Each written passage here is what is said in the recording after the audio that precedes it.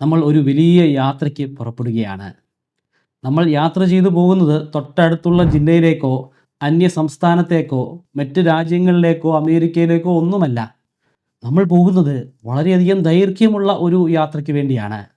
പ്രപഞ്ചത്തിൽ ഇപ്പോൾ കണ്ടെത്തിയിരിക്കുന്ന ഏറ്റവും വലിപ്പമേറിയിട്ടുള്ള സൂപ്പർ ക്ലസ്റ്ററിന് അരികിലേക്കാണ്.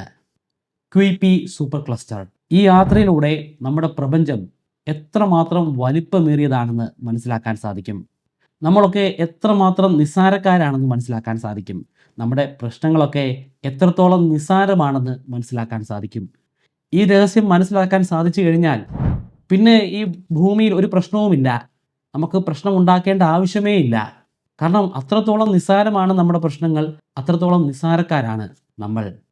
മാത്രമല്ല, ഇവിടെ അടങ്ങിയിരിക്കുന്ന കോടാനുകോടി നക്ഷത്രങ്ങളെക്കുറിച്ചും അവിടെയുള്ള ഗ്രഹങ്ങളെക്കുറിച്ചും ആ ഗ്രഹങ്ങളിലൊക്കെ ഉണ്ടാവാൻ സാധ്യതയുള്ള അന്യഗ്രഹ ജീവികളുടെ സാധ്യതകളെക്കുറിച്ചുമൊക്കെ മനസ്സിലാക്കാൻ സാധിക്കും. ഒപ്പം എന്താണ് സൂപ്പർ ക്ലസ്റ്റർ എന്ന് കൂടി നമുക്ക് മനസ്സിലാക്കാൻ സാധിക്കും. യാത്ര പുറപ്പെടും മുൻപ് നമ്മൾ ഈ നിൽക്കുന്ന ഭൂമി എത്രത്തോളം വലിപ്പമേറിയതാണെന്ന് ഒന്ന് മനസ്സിലാക്കുന്നത് നല്ലതായിരിക്കും. 12,756 കിലോമീറ്ററാണ് ഭൂമിയുടെ ഡയമീറ്റർ അല്ലെങ്കിൽ വ്യാസം.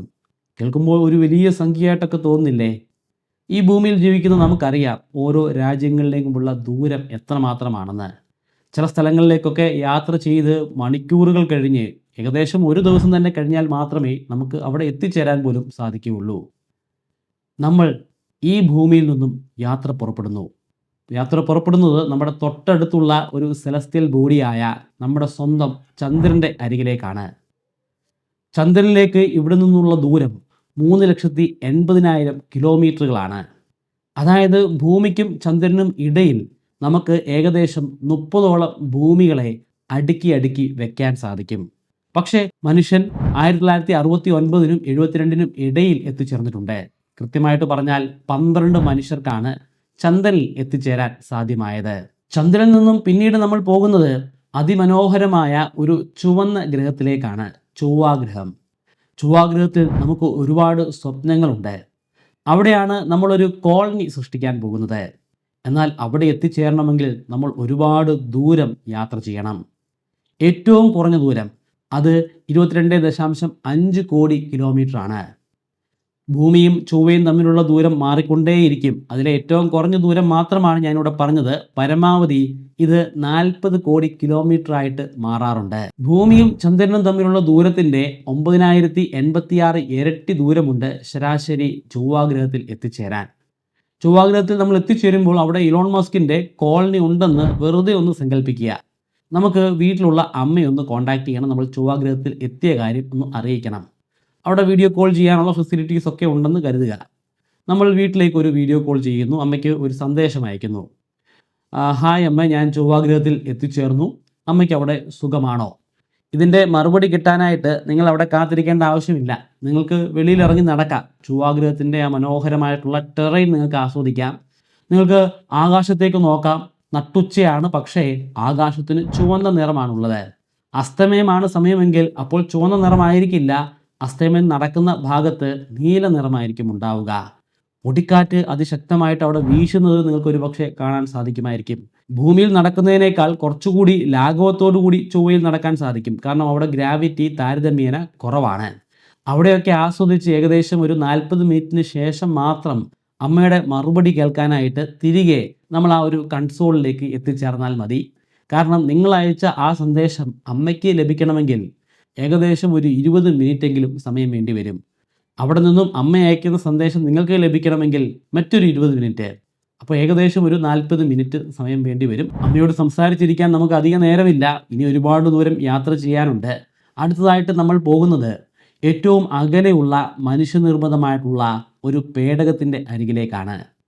നിങ്ങളുടെ നാവിൻ്റെ തുമ്പിൽ ആ പേര് വന്നു കാണും. അതെ, വോയേജർ എന്ന പേടകമാണ്. വോയേജർ 1ൻ്റെ അരികിലേക്കാണ് നമ്മൾ പോകുന്നത്. 2025 ഫെബ്രുവരി മാസത്തിലെ കണക്കനുസരിച്ച് വോയേജർ ഇപ്പോൾ ഭൂമിയിൽ നിന്നും 167.34 ആസ്ട്രോണോമിക്കൽ യൂണിറ്റ് അകലെയാണ്.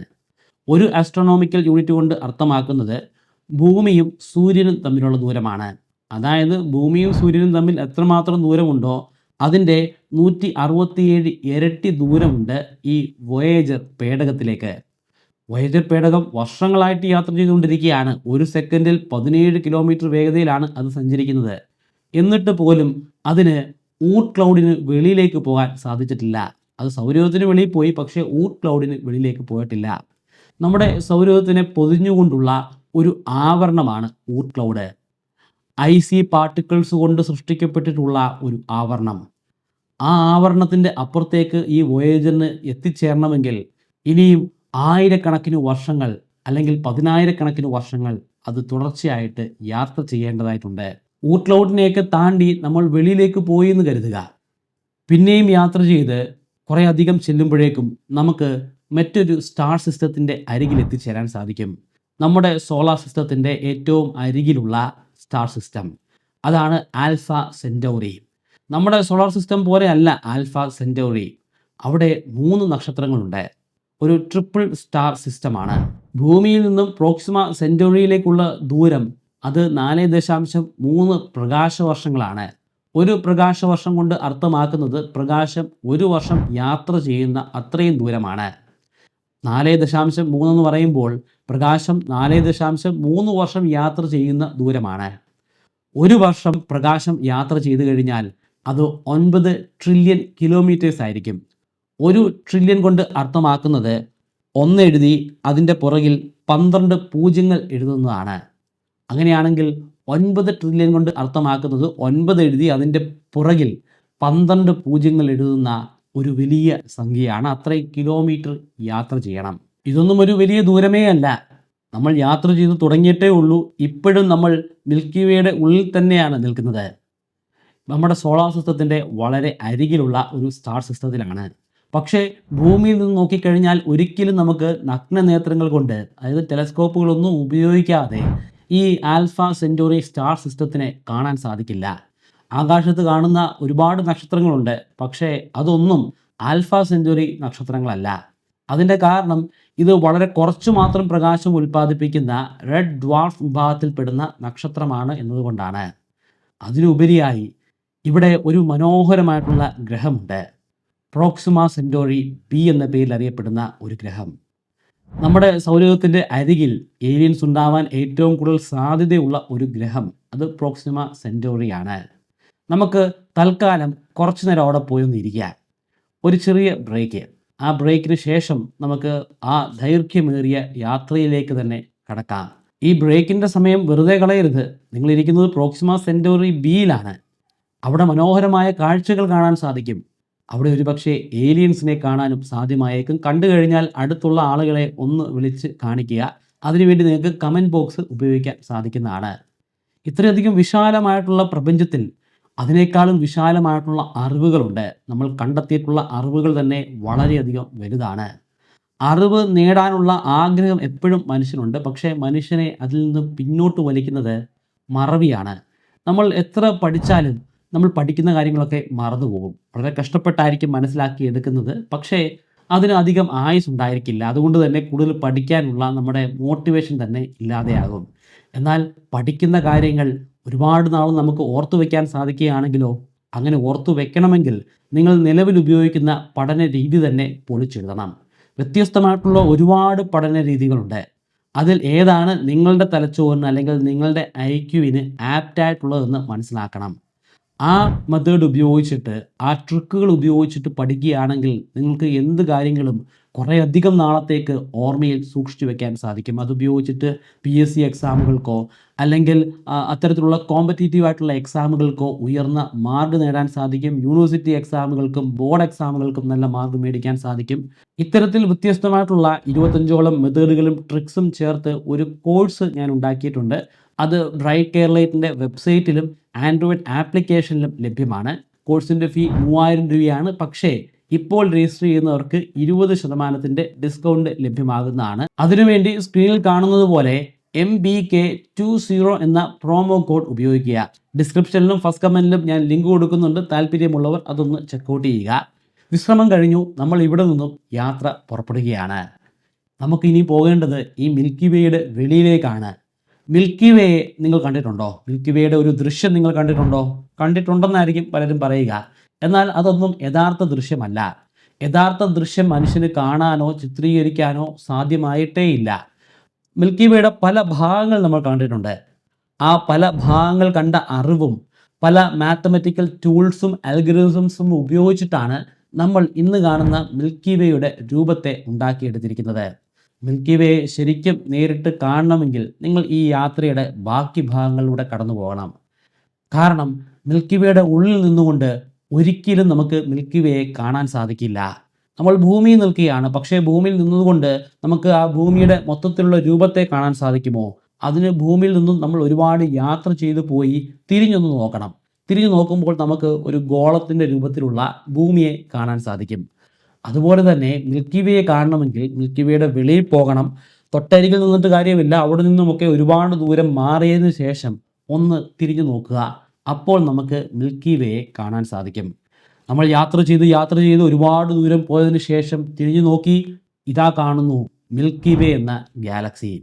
ഈ മിൽക്കി വേയുടെ ഒരറ്റം മുതൽ അങ്ങേയറ്റം വരെയുള്ള ദൂരം 1,00,000 പ്രകാശവർഷമാണ്. പ്രകാശം 1,00,000 വർഷം തുടർച്ചയായിട്ട് യാത്ര ചെയ്യുന്ന അത്രയും ദൂരമാണ്. ഈ മിൽക്കി വേ ഗാലക്സിയിൽ മാത്രം 10,000 കോടിയിലധികം നക്ഷത്രങ്ങളുണ്ട്. ഏകദേശം അത്രത്തോളം പ്ലാനറ്റുകളുമുണ്ട്. അത്രത്തോളം നക്ഷത്രങ്ങളെയും പ്ലാനറ്റുകളെയും നമുക്ക് കണ്ടെടുക്കാൻ സാധ്യമായിട്ടില്ല. പക്ഷേ നമ്മുടെ തിയറികളുടെ അടിസ്ഥാനത്തിൽ ഏകദേശം അത്രത്തോളം ഉണ്ടെന്ന് നമുക്ക് അനുമാനിക്കാം. നമ്മുടെ സൗരയൂഥത്തിന് തൊട്ടരികിലുള്ള ആൽഫ സെന്റൂറിയിൽ പോയപ്പോൾ പോലും ഭൂമിക്ക് സമാനമായിട്ടുള്ള ഒരു ഗ്രഹത്തെ കണ്ടെടുക്കാൻ നമുക്ക് സാധ്യമായി. ഇവിടെ പറഞ്ഞിരിക്കുന്നത് 1-2 നക്ഷത്രങ്ങളെക്കുറിച്ചല്ല, 10,000 കോടിയിലധികം വരുന്ന നക്ഷത്രങ്ങളെക്കുറിച്ചും ഗ്രഹങ്ങളെക്കുറിച്ചുമാണ്. അങ്ങനെയാണെങ്കിൽ അവിടെ എത്രമാത്രം ഭൂമിയെപ്പോലുള്ള അല്ലെങ്കിൽ ഭൂമിയേക്കാൾ ജീവന് നിലനിൽക്കാൻ സാധ്യതയുള്ള ഗ്രഹങ്ങൾ ഉണ്ടായിരിക്കും? അങ്ങനെയാണെങ്കിൽ ഏലിയൻസ് എന്ന് പറയുന്നത് ഒരു മിഥ്യയല്ലല്ലോ, യാഥാർത്ഥ്യമല്ലേ? പിന്നെ എന്തുകൊണ്ടാണ് അവിടെ ഏലിയൻസ് ഉണ്ടെന്ന് നമുക്ക് ഇപ്പോഴും തറപ്പിച്ച് പറയാൻ സാധിക്കാത്തത്, അവരെ കണ്ടെടുക്കാൻ സാധിക്കാത്തത് എന്തുകൊണ്ടാണ്? ഞാനൊരു ചെറിയ കണക്കുകൂടി പറയാം. നമ്മൾ ആദ്യമായിട്ട് ഒരു റേഡിയോ തരംഗം ഉണ്ടാക്കിയത്, അതിനെ ബ്രോഡ്കാസ്റ്റ് ചെയ്തത് 1897 ആ ഗവേഷകന്റെ പേര് നിങ്ങൾക്കറിയാം, മാർക്കോണി എന്നാണ്.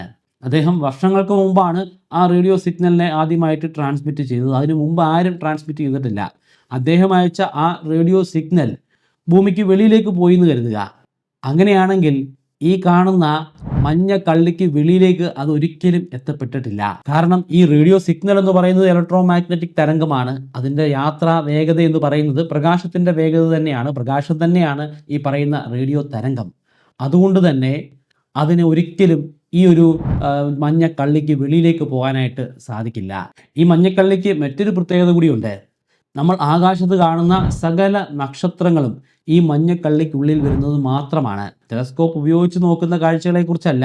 ടെലസ്കോപ്പ് ഒന്നുമില്ലാതെ ലഡാക്ക് പോലുള്ള മനോഹരമായിട്ടുള്ള ലൈറ്റ് പൊല്യൂഷൻ ഒട്ടുമില്ലാത്ത ഒരു സ്ഥലത്ത് പോയി നിൽക്കുമ്പോഴുള്ള കാഴ്ചയെക്കുറിച്ചാണ് പറയുന്നത്.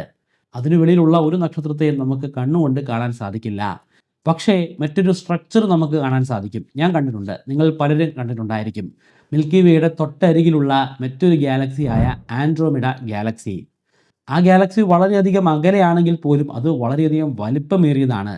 അതിൻ്റെ വലിപ്പം നമ്മുടെ മിൽക്കി വേയുടെ ഏകദേശം 2 ഇരട്ടിയോളം വരും. അതിനെ നമുക്ക് നഗ്നനേത്രങ്ങൾ കൊണ്ട് കാണാൻ സാധിക്കും. പക്ഷേ വളരെ ഫെയിൻ്റായിട്ടുള്ള ഒരു ചെറിയ പാച്ചായിട്ട് മാത്രമായിരിക്കും ആകാശത്ത് അത് കാണാൻ സാധ്യമാവുക. അല്ലാതെ കാണുന്ന സകല നക്ഷത്രങ്ങളും ഈ മഞ്ഞക്കള്ളിയുടെ ഉള്ളിൽ മാത്രം വരുന്നവയാണ്. യാത്ര ഇവിടം കൊണ്ടൊന്നും അവസാനിക്കുന്നില്ല. നമ്മൾ പിന്നെയും യാത്ര ചെയ്തുകൊണ്ട് തന്നെ ഇരുന്നു. ഒരുപാട് യാത്ര ചെയ്തതിനു ശേഷം വീണ്ടും നമ്മൾ തിരിഞ്ഞു നോക്കുന്നു. ഇപ്പോൾ കാണാൻ സാധിക്കുന്നത് ഒരു ഗാലക്സിയെ അല്ല, ഒരുപാട് ഗാലക്സികളുടെ ഒരു ഗ്രൂപ്പിനെയാണ്. ലോക്കൽ ഗ്രൂപ്പ് എന്നാണ് ഈ ഗ്രൂപ്പ് അറിയപ്പെടുന്നത്. ഇവിടെ നമ്മുടെ മിൽക്കി വേ ഗാലക്സി ഉണ്ട്, ആൻഡ്രോമിഡ ഗാലക്സി ഉണ്ട്. മൊത്തം 54 വ്യത്യസ്തമായിട്ടുള്ള ഗാലക്സികളുണ്ട്. അവയെല്ലാം പരസ്പരം വലം വെച്ചുകൊണ്ടിരിക്കുകയാണ്. ഈ ലോക്കൽ ഗ്രൂപ്പിൻ്റെ ഒരറ്റം മുതൽ അങ്ങേയറ്റം വരെയുള്ള ദൂരം 1 കോടി പ്രകാശവർഷങ്ങളാണ്. ഇവിടെ നിന്ന് നമ്മൾ പിന്നെയും യാത്ര ചെയ്യുകയാണ്. ഒരുപാട് യാത്ര ചെയ്തതിനു ശേഷം വീണ്ടും നമ്മൾ തിരിഞ്ഞൊന്ന് നോക്കി. ഇപ്പോൾ കാണാൻ സാധിക്കുന്നത് മുമ്പ് കണ്ട ലോക്കൽ ഗ്രൂപ്പിനെ അല്ല, അത്തരത്തിൽ നിരവധി ലോക്കൽ ഗ്രൂപ്പുകൾ കൂടിച്ചേർന്നിട്ടുള്ള കുറച്ചുകൂടെ വലിപ്പമേറിയിട്ടുള്ള ഒരു സൂപ്പർ ക്ലസ്റ്ററിനെയാണ്. ഇതാണ് വിർഗോ സൂപ്പർ ക്ലസ്റ്റർ. ഇവിടെയുള്ള ഓരോ ബിന്ദുവും അല്ലെങ്കിൽ ഓരോ പോയിന്റും ഓരോ ഗാലക്സികളാണ്. കുറേയധികം ബിന്ദു അല്ലെങ്കിൽ കുറേയധികം പോയിന്റുകൾ പരസ്പരം കൂടിച്ചേർന്ന് ഒരു ഗ്രൂപ്പായിട്ട് നിൽക്കുന്നത് കാണാം. അത് നമ്മൾ മുമ്പ് കണ്ട ലോക്കൽ ഗ്രൂപ്പാണ്. അത്തരത്തിൽ അനേകം ലോക്കൽ ഗ്രൂപ്പുകൾ ഇവിടെ അടങ്ങിയിട്ടുണ്ട്. ഈ വിർഗോ സൂപ്പർ ക്ലസ്റ്ററിൻ്റെ ഒരറ്റം മുതൽ അങ്ങേയറ്റം വരെയുള്ള ദൂരം അത് 10 കോടി പ്രകാശവർഷങ്ങളാണ്. ഇതൊന്നും ഒരു ദൂരമേ അല്ല. ഇനി കാണാൻ പോകുന്നതാണ് യഥാർത്ഥ ദൂരങ്ങൾ. ഇവിടെ നിന്നും യാത്ര ചെയ്ത് ഒരുപാട് പോയതിനു ശേഷം വീണ്ടും നമ്മൾ തിരികെ ഒന്ന് നോക്കുന്നു. അവിടെ കാണാൻ സാധിക്കുന്നത് ലാനിയേക്കെ അല്ലെങ്കിൽ ലാനിയേക്കിയ, അതുമല്ലെങ്കിൽ ലനൈക്കെ എന്നൊക്കെ ആളുകൾ പറയുന്ന സൂപ്പർ ക്ലസ്റ്ററാണ്. ഈ സൂപ്പർ ക്ലസ്റ്ററിൻ്റെ വലിപ്പം ഒരറ്റം മുതൽ അങ്ങേയറ്റം വരെ 52 കോടി പ്രകാശവർഷങ്ങളാണ്. ഇവിടെ 1 ലക്ഷത്തിൽ പരം ഗാലക്സികൾ അടങ്ങിയിട്ടുണ്ട്. നമ്മുടെ മിൽക്കി വേ ഗാലക്സിയിൽ എത്രമാത്രം നക്ഷത്രങ്ങളും ഗ്രഹങ്ങളും ഒക്കെ ഉണ്ടാകാമെന്ന് ഞാൻ പറഞ്ഞു. അങ്ങനെയാണെങ്കിൽ ഇത്രയും ഗാലക്സിയിലും കൂടെ എത്രമാത്രം നക്ഷത്രങ്ങളും ഗ്രഹങ്ങളും ഉണ്ടായിരിക്കും പറയാൻ വളരെ പ്രയാസമാണെന്ന് എനിക്കറിയാം. അങ്ങനെയാണെങ്കിൽ അതിൻ്റെ ഉള്ളിൽ അടങ്ങിയിരിക്കുന്ന ഏലിയൻസ് ഉണ്ടാവാൻ സാധ്യതയുള്ള പ്ലാനറ്റുകളുടെ എണ്ണം എത്രയായിരിക്കും? നിങ്ങളുടെ ഒരു അനുമാന കണക്ക് അത് കമൻറ്റ് ബോക്സിൽ ഒന്ന് രേഖപ്പെടുത്തുക. അത് വായിക്കാൻ വളരെ രസകരമായിരിക്കും. നിങ്ങൾ കമൻറ്റ് ടൈപ്പ് ചെയ്യുന്ന സമയം കൊണ്ട് നമ്മുടെ ഈ പേടകത്തെ വളരെയധികം അകലെ ഉള്ള ഒരു സ്ഥലത്തേക്ക് അതിവേഗതയിൽ ഞാൻ കൊണ്ടുപോവുകയാണ്. നിങ്ങളെല്ലാം വിചാരിക്കുന്നത് ഞാൻ കൊണ്ടുപോകുന്നത് ക്വൈപ്പൈ സൂപ്പർ ക്ലസ്റ്ററിൻ്റെ അരികിലേക്കായിരിക്കുമെന്നാണ്. അല്ല, അതിനു മുമ്പ് എനിക്ക് ഒരു മനോഹരമായ കാഴ്ച നിങ്ങൾക്ക് കാണിച്ചു തരേണ്ടതായിട്ടുണ്ട്. നമ്മുടെ ഇന്ത്യക്കാർ കണ്ടുപിടിച്ച ഒരു വലിപ്പമേറിയിട്ടുള്ള സൂപ്പർ ക്ലസ്റ്റർ. ഇത് കണ്ടുപിടിക്കുമ്പോൾ അന്ന് വരെ കണ്ടുപിടിച്ചതിൽ വെച്ച് ഏറ്റവും വലിപ്പമേറിയിട്ടുള്ള സൂപ്പർ ക്ലസ്റ്റർ ഇതായിരുന്നു. ഇതിനെക്കുറിച്ച് ആ കാലഘട്ടത്തിൽ തന്നെ ഞാനൊരു വീഡിയോ ചെയ്തതാണ്. അതിൻ്റെ പേരാണ് സരസ്വതി സൂപ്പർ ക്ലസ്റ്റർ. അത് കണ്ടുപിടിച്ചത് ഇന്ത്യയുടെ തന്നെ ഏറ്റവും പ്രധാനപ്പെട്ട ഒരു ആസ്ട്രോണമി ഓർഗനൈസേഷനായ ഇൻസ്റ്റിറ്റ്യൂട്ടായ അയൂക്ക അല്ലെങ്കിൽ Inter university centre for astronomy and astrophysics ആയിരുന്നു. അവിടുത്തെ ഗവേഷകരായിരുന്നു. അക്കൂട്ടത്തിൽ ഒരു മലയാളിയും ഉണ്ടായിരുന്നു. അദ്ദേഹത്തിൻ്റെ പേര് ജോയ് ജേക്കബ് എന്നാണ്. കുറച്ച് നാളുകൾക്ക് മുമ്പ് അയൂക്ക തന്നെ സംഘടിപ്പിച്ച ഒരു വർക്ക്ഷോപ്പിൽ വെച്ച് അദ്ദേഹത്തെ നേരിട്ട് കാണാനും പരിചയപ്പെടാനും സൂപ്പർ ക്ലസ്റ്ററുകളെക്കുറിച്ച് സംസാരിക്കാനുമുള്ള ഒരു അവസരം എനിക്ക് ലഭ്യമായി. അന്ന് ഞാൻ അദ്ദേഹത്തോട് നേരിട്ട് ചോദിച്ചിരുന്നു എങ്ങനെയാണ് ഈ സൂപ്പർ ക്ലസ്റ്ററുകളെ കണ്ടെത്തുന്നതെന്ന്. അതിനുവേണ്ടി അവർ ഉപയോഗിക്കുന്നത് എക്സ്റേ റേഡിയേഷനുകളാണ്. എക്സ്റേ റേഡിയേഷനിൽ നിന്നും നമുക്ക് ലഭ്യമാകുന്ന ഒരുപാട് ഡേറ്റകളുണ്ട്. ആ ഡേറ്റകൾ ഒരു ഇമേജായിട്ടൊന്നും നിങ്ങൾ സങ്കല്പിക്കരുത്. അത് ഒരു പ്രത്യേക ഡേറ്റ സ്ട്രക്ചറിൽ അലൈൻ ചെയ്യുന്ന ഡേറ്റകളാണ്. ടെൻസാർ പോലുള്ള സ്ട്രക്ചറുകളിൽ നമുക്കതിനെ അലൈൻ ചെയ്യാനായിട്ട് സാധിക്കും. അതിൽ വ്യത്യസ്തമായിട്ടുള്ള കമ്പ്യൂട്ടേഷണൽ അൽഗോരിതംസ് അപ്ലൈ ചെയ്യുന്നുണ്ട്.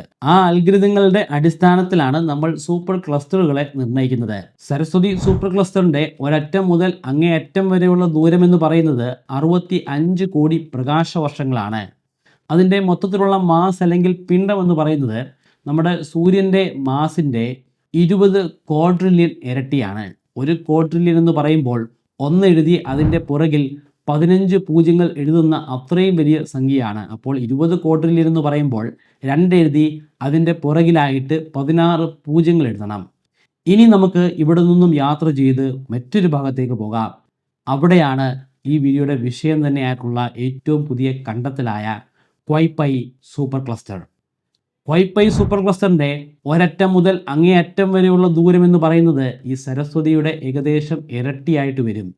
130 കോടി പ്രകാശവർഷങ്ങളാണ്. അതിൻ്റെ മൊത്തത്തിലുള്ള മാസ് എന്ന് പറയുന്നത് നമ്മുടെ സൂര്യൻ്റെ മാസിൻ്റെ 200 ക്വാഡ്രില്യൺ ഇരട്ടിയാണ്. അതായത് 2 എഴുതി അതിൻ്റെ പുറകിലായി 17 പൂജ്യങ്ങൾ എഴുതുന്ന അത്രയും വലിപ്പമുള്ള ഒരു സംഖ്യയാണ്.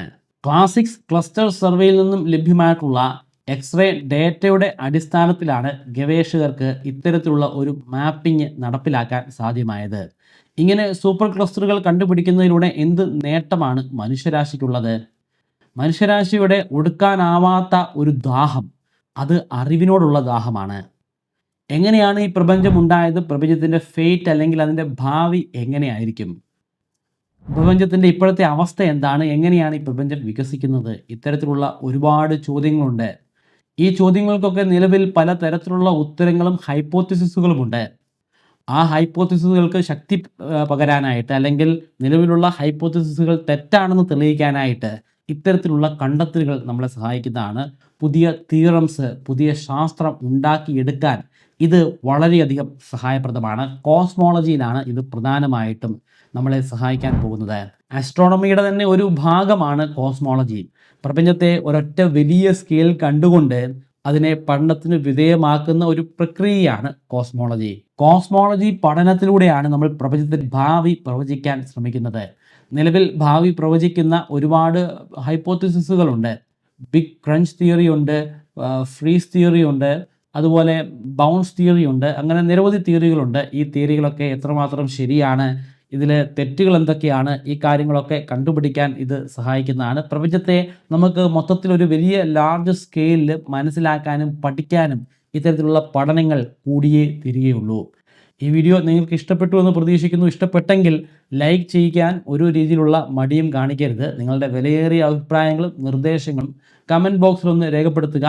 ചാനൽ സബ്സ്ക്രൈബ് ചെയ്തില്ലെങ്കിൽ ഇപ്പോൾ തന്നെ സബ്സ്ക്രൈബ് ചെയ്ത് കൊള്ളുക. വീഡിയോയുടെ തുടക്കത്തിൽ ഞാൻ പറഞ്ഞിട്ടുണ്ടായിരുന്ന മെമ്മറി ഇംപ്രൂവ്മെൻറ്റ് കോഴ്സിൽ ജോയിൻ ചെയ്യാൻ താല്പര്യമുണ്ടെങ്കിൽ അതിൻ്റെ ലിങ്കുകൾ ഞാൻ ഡിസ്ക്രിപ്ഷനിലും ഫസ്റ്റ് കമൻറ്റിൽ കൊടുക്കുന്നുണ്ട്, പരിശോധിക്കാം. കൂടാതെ എൻ്റെ ഇൻസ്റ്റാഗ്രാമിൻ്റെ ഫേസ്ബുക്കിൻ്റെ ലിങ്ക് കൊടുക്കുന്നുണ്ട്, വാട്സപ്പ് ചാനലിൻ്റെ ലിങ്ക് കൊടുക്കുന്നുണ്ട്. ഈ ലിങ്കുകളിലൂടെ നേരിട്ട് നിങ്ങൾക്ക് എന്നോട് സംസാരിക്കാൻ സാധിക്കും. കോഴ്സുമായിട്ട് ബന്ധപ്പെട്ടിട്ടുള്ളതോ അല്ലെങ്കിൽ ആസ്ട്രോണമിയായിട്ട് ബന്ധപ്പെട്ടിട്ടുള്ളതോ ആയിട്ടുള്ള എന്ത് കാര്യങ്ങളും നിങ്ങൾക്ക് എൻ്റെ ഇൻസ്റ്റാഗ്രാമിലോ അല്ലെങ്കിൽ ഫേസ്ബുക്കിലൂടെയോ ചോദിക്കാവുന്നതാണ്. Okay, thank you. ഇനി നിങ്ങൾക്ക് എല്ലാവർക്കും വീട്ടിലേക്ക് മടങ്ങിപ്പോകാം.